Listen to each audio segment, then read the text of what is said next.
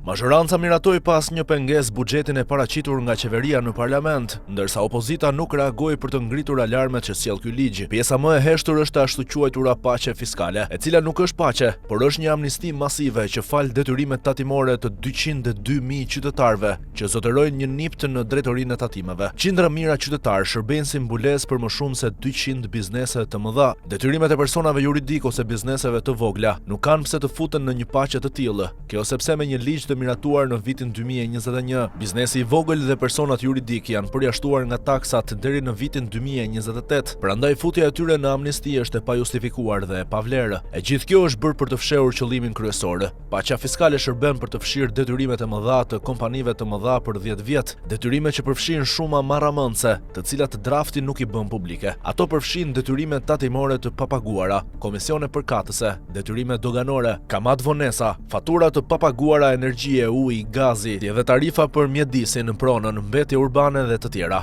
Një qytetar i thjesht në rast vonese të detyrimeve për arsye jetike, si sëmundje ose pamundësi ekonomike, gjobitet ose mund të arrestohet. Ndërkohë një biznes i madh i lidhur me qeverinë mund të kryejë shkelje pafund dhe në fund falet pa pasoja. Në realitet paqja fiskale është një shkelje e rëndë e kushtetutës. Nëse opozita ose një grup qytetarësh ankimon, ligji mund të rrëzohet. Kushtetuta e Republikës e përcakton qartë se të gjithë përpara ligjit janë të barabartë. Mospagimi i detyrimeve fiskale konsiderohet shkelje penale. Kjo kast përfituese është në konflikt interesi, sepse është e lidhur fort me politikën. Luan Bregasi, nën kryetari i Këshillit Bashkiak të Tiranës, është një nga përfituesit më të mëdhenj të kësaj paqeje. Bregasi, zotërues dhe menaxhues i Birra Tirana, është subjekt hetimi nga tatimet, doganat, prokuroria, krimi ekonomik dhe gjykatat. Ai ka shkelur detyrimet tatimore, ka falsifikuar bilancet dhe ka fshehur të ardhurat. Mospagesa e sigurimeve shoqërore dhe shëndetësore krijon barr për punonjësit dhe ngarkon shtetin me detyrime që i paguajnë të gjithë qytetarët. Paratë që qeveria u fal të ashtu quajturve biznesmen janë para publike.